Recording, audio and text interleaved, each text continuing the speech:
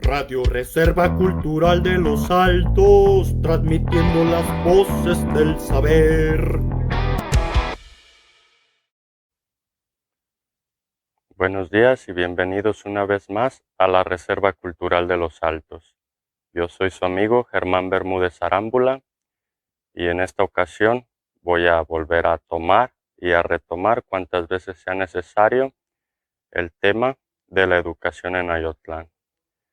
Estamos completamente ahogados en una crisis donde para mí es inconcebible, es una completa vergüenza que siendo Ayotlán un pueblo heredero de distintas culturas ancestrales como es la cultura judía, la cultura griega, la cultura persa, la cultura celta, la cultura azteca, entre algunas otras, no tengamos en Ayotlán una sola escuela de pensamiento crítico. Mas, sin embargo, si uno se pone a analizar, uno verá que en Ayotlán hay toda una diversidad de esto que llaman casas de campañas políticas, las cuales se han convertido en el cáncer del pueblo. Es inconcebible que tengamos una casa de campaña por cada partido y si uno hace cuentas, existe una casa de campaña para el PRI, una para el PAN, una para el PRD, una para el PT, una para Movimiento Ciudadano, una para Morena, una para el Verde Ecologista, etcétera, etcétera. Pareciera que no se acaban. Y entre más hay. Entonces debemos de cuestionarnos lo siguiente. ¿Qué pasaría en Ayotlán? ¿Qué cambio real habría en Ayotlán si en lugar de seguir abriendo estas casas de campaña, se abrieran escuelas de pensamiento crítico, donde los jóvenes, donde las nuevas generaciones pudieran desarrollarse y pudiera darse el fruto de un pensamiento crítico real? En la actualidad, Ayotlán padece de tres principales enfermedades, de tres patologías psicosociales, las cuales son, número uno, la pornografía, la industria televisiva, la industria cinematográfica y la industria musical, a través de estos nuevos géneros que están surgiendo, que no son más que una incitación a los jóvenes a la hipersexualización. Después, como segunda enfermedad, tenemos al narcotráfico, que es lo mismo. Tenemos una industria que en su avaricia por el dinero promueven la violencia a través de sus series de narcotráficos, promueven la violencia a través de su música de corridos, de narcocorridos, de corridos tumbados, que lo único que hacen es enfermar a los jóvenes. Y la tercera enfermedad, y la más grave en Ayotlán, es la de los partidos políticos. O debemos decir siempre partidos pseudopolíticos, puesto que eso de político no tiene nada. No sé si de verdad la gente de Ayotlán no se da cuenta de lo que está sucediendo, pero el mero hecho de decir partido ya refiere a que hay una partidura, a que hay una división, a que hay una segregación en el consciente del pueblo de Ayotlán. Es muy lamentable que en lugar de que Ayotlán como pueblo se una y seleccione a los mejores para tener estos puestos administrativos en el gobierno, veamos que generación tras generación la situación empeora. Vemos que se van multiplicando como una especie de virus, como una especie de cáncer, estos partidos pseudopolíticos que, como ya hemos dicho, lo único que hacen es partir, es dividir al pueblo. Entonces, yo digo a la gente de Ayotlán, ¿realmente qué pasaría si en lugar de tener todas estas casas de campaña de partidos pseudopolíticos, tuviésemos distintas escuelas de pensamiento crítico? Ahí estaría el cambio real que Ayotlán necesita. no eso que los pseudopartidos prometen. Porque como esto ya lo hemos tratado anteriormente aquí en la Reserva Cultural de los Altos, el esquema es completamente vertical. Cuando en Ayotlán se instaura una nueva casa de partido político, en esas casas no se propone, ¿sí? No se hace pensamiento crítico. Lo único que sucede es que desde arriba, desde las esferas de poder, de mandato de cada partido, se deja caer en forma vertical, en forma de una cascada, una serie de consignas, una serie de órdenes, una serie de intereses que son completamente ajenas al pueblo de Ayotlán. ¿Sí? Los líderes de los partidos a nivel nacional, que incluso, también ya se ha dicho, detrás de ellos, en el fondo, existen poderes transnacionales, pero ellos no saben nada de Ayotlán. Ellos no conocen a la gente de Ayotlán, ¿sí? No conocen las técnicas, no conocen las tradiciones y no conocen la cultura de Ayotlán. Entonces es ilógico pensar que desde arriba, desde donde no nos conocen, se va a hacer algo por Ayotlán. La cosa no funciona así. Hay que aprender a ser realistas, a tener un pensamiento crítico, a mirarnos hacia nosotros mismos y dejar esto de estar partidos, ¿sí? No podemos estar partidos en Ayotlán. Debemos de unirnos y de entre nosotros o incluso traer de otros lugares, porque esto también es válido y es una completa falacia, que no podemos llevar gente de otros lugares a trabajar para Ayotlán. No funciona así la cosa. Nosotros debemos de buscar a los más aptos. Y ya se ha dicho que los más aptos son las personas más sabias y virtuosas. Y si es necesario traer gente de otros lugares para que nos pongan el ejemplo y para que trabajen para el beneficio de Ayotlán, así se tiene que hacer, ¿sí? Entonces, yo le digo a la gente de Ayotlán que enfrentemos este problema con contundencia, que hagamos todo lo posible por erradicar estas tres patologías psicosociales que están devastando a Ayotlán, porque así de buenos como son para invertir su tiempo y su dinero en andar haciendo campañas pseudopolíticas, en andar poniendo publicidades en cada esquina de cada cuadra en las calles, que lo que nos dicen son rezos como entrega tu voto a tal o cual partido, trabaja para tal o cual partido. Traten ustedes de imaginar que en lugar de toda esa publicidad basura, en cada cuadra, ¿sí?, en cada barrio de Ayotlán, tuviésemos una publicidad a favor de la sabiduría, de la virtud y de la salvación de Cristo. Imagínense que estas pinturas que ponen en las paredes, en lugar de esa basura que ponen, dijeran cosas como: entrega tu tiempo al estudio, entrega tu esfuerzo a la virtud, entrega tu vida a Cristo. El pueblo sería completamente otro, pero la razón por la que nos estamos hundiendo cada vez más es porque no atendemos las causas profundas, ¿sí? Es pleno siglo XXI y Ayotlán está enfermo. Entonces, mientras siga llegando gente, mientras sigan llegando partidos a partirnos, la cosa va a empeorar. Entonces yo le digo a la gente de Ayotlán que por favor pongamos atención a las causas primeras de nuestros problemas, los atendamos y buscamos soluciones reales. Dejemos de estar diciendo que tal o cual partido nos va a salvar, porque no nos van a salvar de nada. Al contrario, nos están dividiendo como sociedad, nos están partiendo. Así es que si quieren tratar a más profundo este tema, yo los invito a que se queden aquí con nosotros en la Reserva Cultural de los Altos. Radio Reserva Cultural de los Altos, transmitiendo las voces del saber.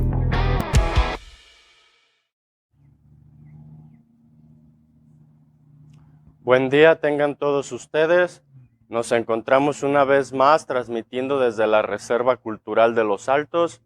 Yo soy Germán Bermúdez Arámbula Y el día de hoy vamos a tratar dos libros de economía. El primero, titulado Economía para el 99% de la población, de Ha-Young Chang, un autor coreano, que nos dice lo siguiente: la economía es demasiado importante para dejarla en manos de los economistas. ¿Qué es la economía? ¿Qué puede y qué no puede explicar acerca del mundo? ¿Por qué importa? En esta irreverente introducción a la economía, Ha-Young Chang, una de las 10 personas más influyentes del mundo según la revista Times, presenta las distintas teorías económicas con las fortalezas y las debilidades de cada una, y explica por qué no hay una sola manera de describir su comportamiento. Tras su exitoso libro titulado 23 cosas que no te cuenten sobre el capitalismo, Chang desmonta los tópicos existentes y expone la diversidad de fuerzas que desempeñan un papel en la economía. Así nos otorga las herramientas necesarias para entender un mundo cada vez más global e interconectado. Desde el futuro del euro, la desigualdad en China o el estado de la industria estadounidense, Economía para el 99% de la población, es una guía concisa y amena de los fundamentos económicos que ofrece un retrato claro y completo de la economía global y de cómo influye en nuestros días cotidianos. Este sería el primer libro, y el segundo libro que yo recomendaría leer después de este sería el libro titulado Economía para herejes, desnudando los mitos de la economía ortodoxa, del autor Dante Urbina. Este libro nos dice: un descarnado y revelador análisis que deja sin base a la teoría económica imperante, refutando sólidamente sus 10 principales mitos, constituyéndose en una nueva plataforma para repensar la economía hacia mejores horizontes. Imprescindible no solo para estudiantes, docentes y profesionales de economía y disciplinas afines, como son la administración, marketing, negocios internacionales, sociología, psicología, historia, derecho, ciencias, políticas, antropología, sino también para empresarios, directores y ejecutivos de empresas que verdaderamente buscan ser competitivos en un contexto socioeconómico real, y sobre todo para gobernantes y funcionarios de Estado con verdadera vocación y responsabilidad social.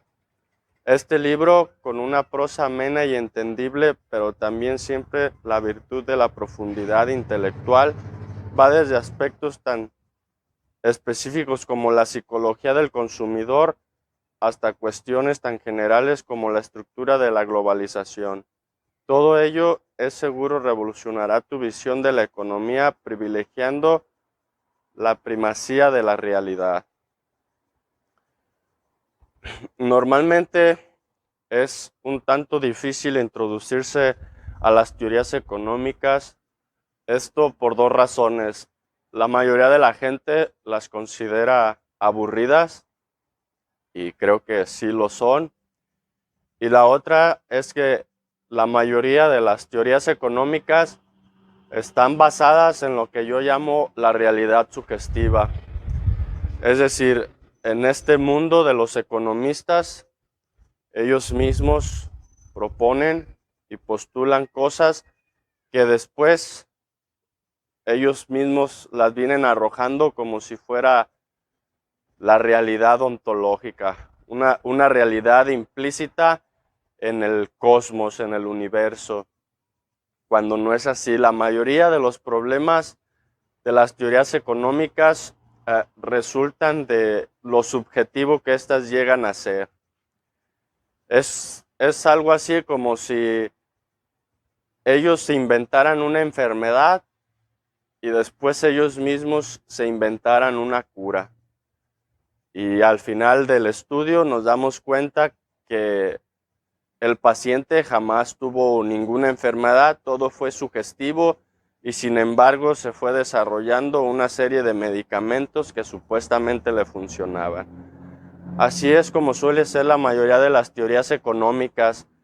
Es decir, por un lado, tenemos una realidad sugestiva impuesta, pues no sé, por las transnacionales, los grandes magnates, los dirigentes del Estado, etcétera, etcétera. Y después vienen a traernos una serie de pseudointelectuales, pseudoeconomistas, que lo único que hacen es wiri wiri y guara guara y etcétera, etcétera. Y al fin de cuentas ni estábamos enfermos de eso, ni trajeron la cura para nada. Pero al mismo tiempo es importante destacar a los pocos autores que intentan dar respuestas lo más realistas posible.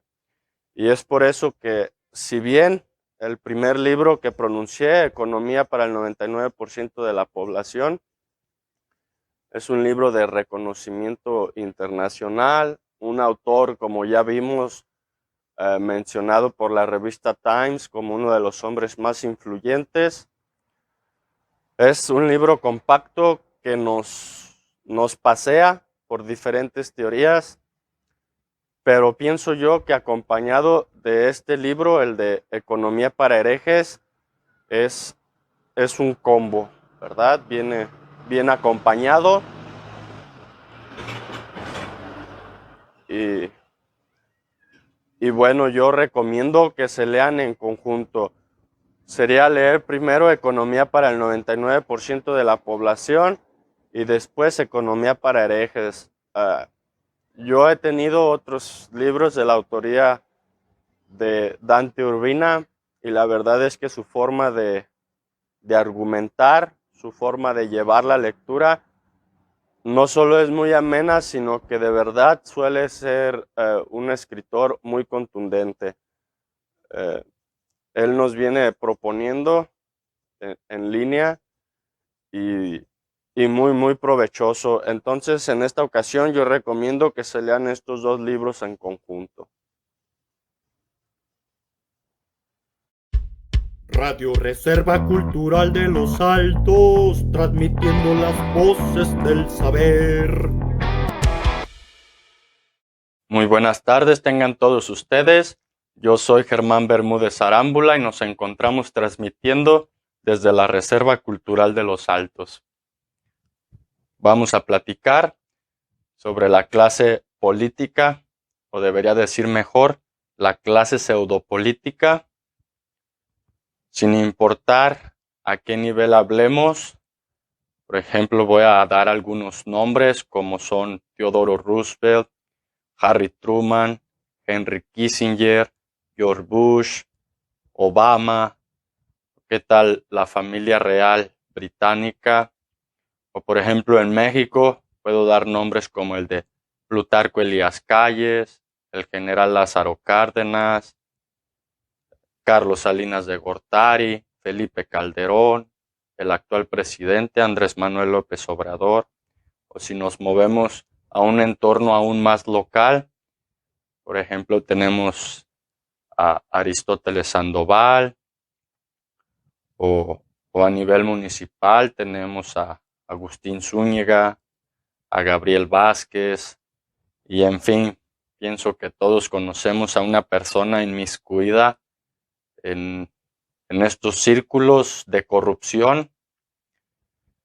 ¿Qué es lo que sucede aquí? Lo que sucede es que la actividad política, la auténtica actividad política, ha sido truncada por una bola de vividores, una bola de oportunistas, corruptos mamarrachos, que lo único que hacen es llevar cada vez a nuestros pueblos más a la miseria. Yo soy de las personas que creen que la única solución es que el pueblo se eduque y una vez que el pueblo esté educado, el pueblo sepa tomar decisiones aptas.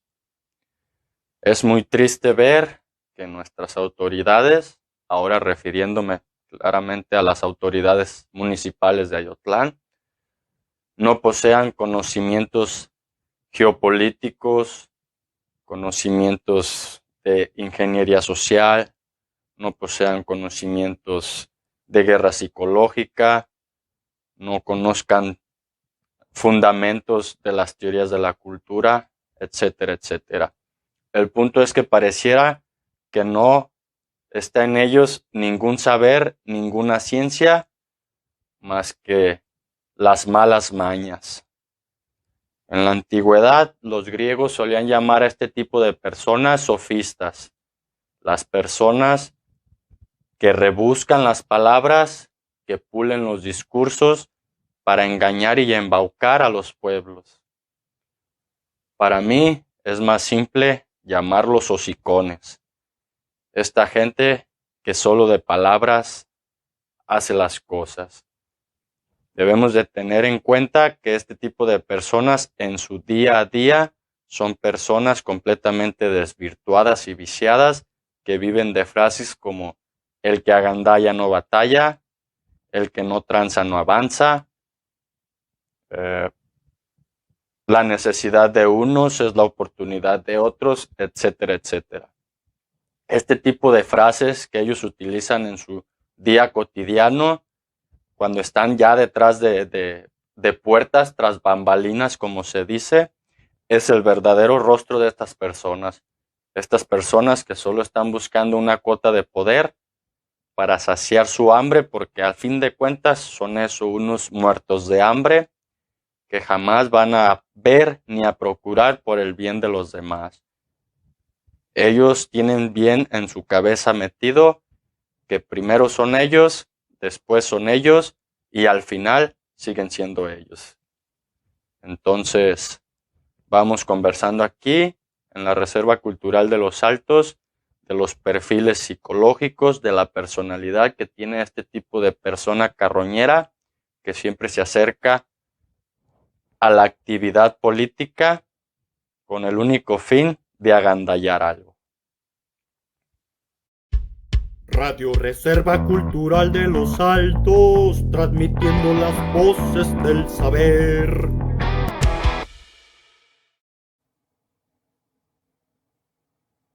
¿Qué tal? Muy buenas tardes tengan todos ustedes. Nos encontramos aquí en la Reserva Cultural de los Altos. Yo soy Germán Bermúdez Arámbula y en esta ocasión vamos a trabajar con un libro de etología. Me refiero al estudio del pensamiento animal, titulado Inteligencia Animal, Cerebro de Chorlitos y Memorias de Elefante, de la autora Immanueli Pouldebat.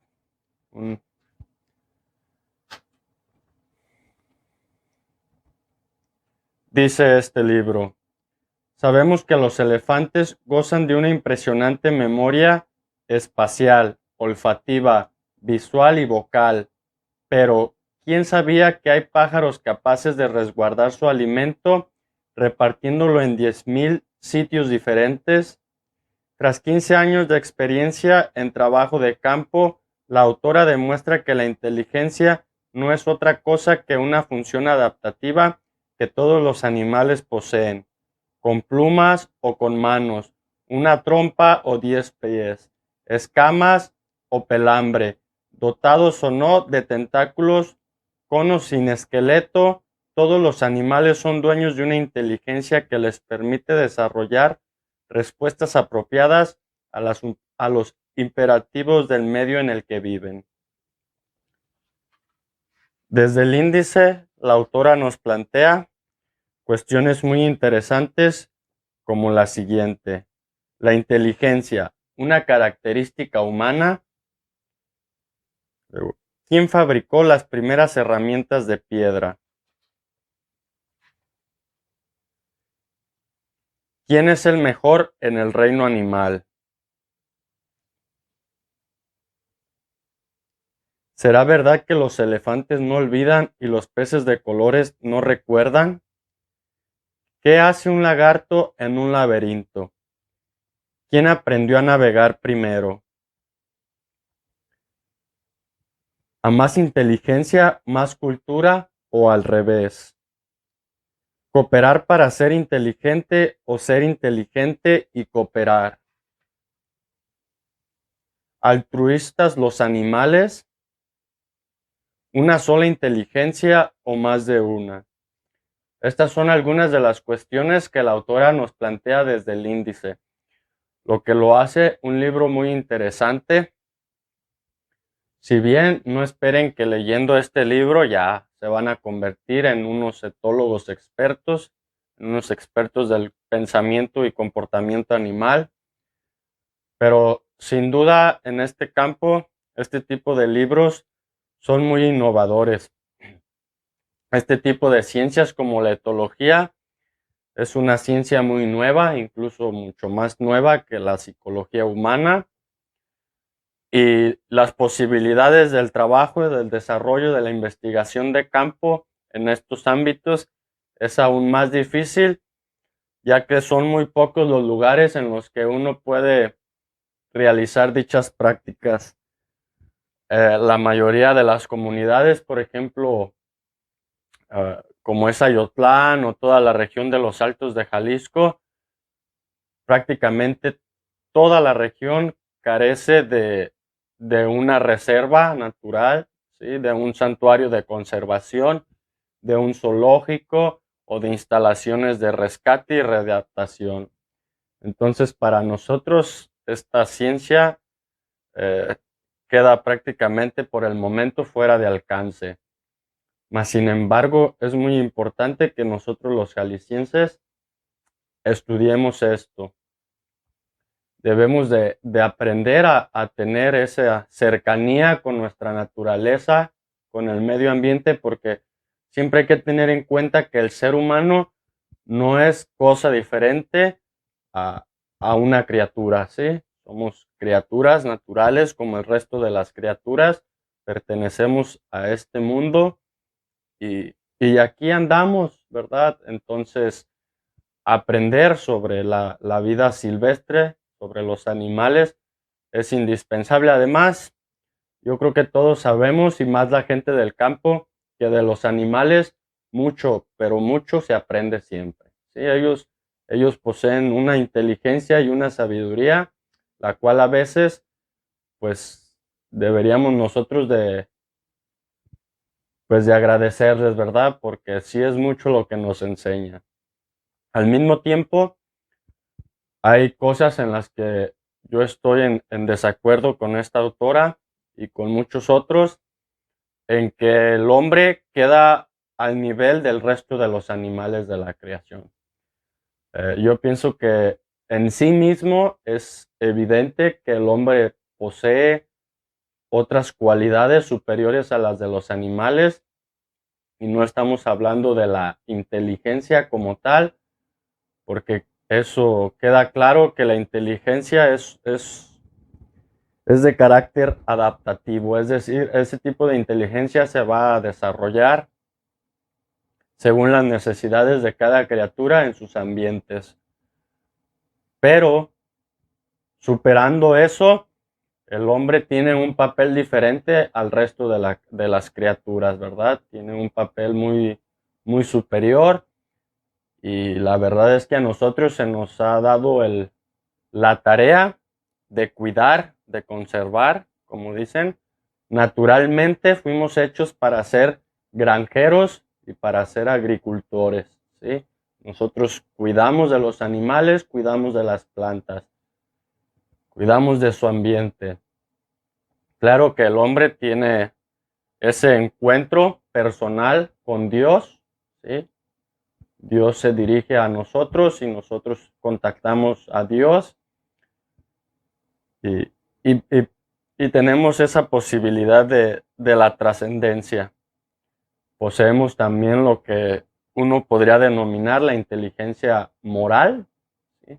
Que no es lo mismo que el resto de la inteligencia que uno puede focalizar en los animales.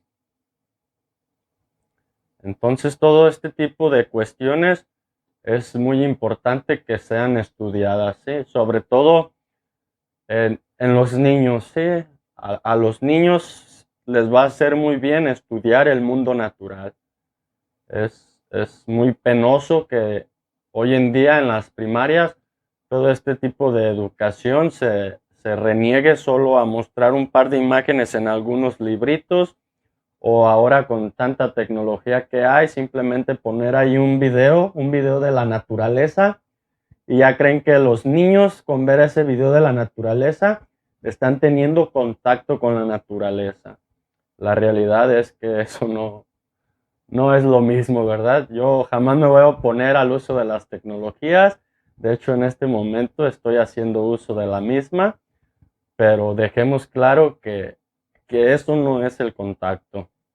Por ejemplo, yo que crecí en Ayotlán, y mi generación y generaciones para atrás, pues realmente crecimos con ese contacto directo con la naturaleza, ¿sí? Somos como una especie pues de changuitos. A mí así me gustaba reconocerme desde niño. Yo era un niño changuito que andaba por los cerros, que andaba por ahí por los caminos, por los arroyos, y eso es lo que hace un niño changuito.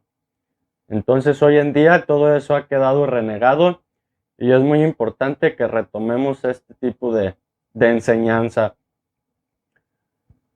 Sobre todo porque en el futuro, ¿sí? El futuro de esos niños va a depender del trabajo de producción. Yo estoy muy desacuerdo en ese tipo de trabajos burócratas o trabajos de estar aquí en estanterías y no producir. El trabajo debe de ser siempre sinónimo de producción. Si no se produce, no existe la riqueza como tal. Entonces, ustedes me van a preguntar, entonces, ¿qué tiene que ver eso con la producción? Fácil. Esto tarde o temprano se va a convertir en lo que va a ser el estudio de la zootecnia, ¿sí? Que no es lo mismo la etología que la zootecnia. La zootecnia se podría decir que ya es una especialización en donde lo que se busca es la producción de los animales útiles para el ser humano, ya sea en su consumo de carne, no sé, el producto lácteo, las grasas, etcétera, etcétera, ¿sí? Entonces, si nosotros vivimos en un pueblo o en una región como son los Altos de Jalisco en general, una región agrícola, una región ganadera, es importante tener este contacto y este estudio con la psicología animal, con el comportamiento animal, que es la etología, para en un futuro nuestros jóvenes ya tengan una preparación, algo previo a lo que es el estudio de la zootecnia, ¿sí? Para tener ganaderos de nivel. Hay que tener ganaderos de nivel. Ya, yo creo que ya no basta en Jalisco, ya no basta con ser este tipo de ganaderos, que bueno, porque esto me decía mi abuelito y porque aquello me decía mi tío, y eso es lo que sé. No, ya llevemos esto a otro nivel, ¿sí? Aprendamos de los países que tienen tecnologías y técnicas más desarrolladas y llevémoslas a nuestros pueblos, pero empecemos por la educación. Siempre, siempre se empieza por la educación. Motivemos a los niños y a los jóvenes a introducirse en estos nuevos saberes, porque para nosotros son nuevos, ¿sí? Entonces, para todo esto, yo los invito a que nos sigan aquí en la Reserva Cultural de los Altos.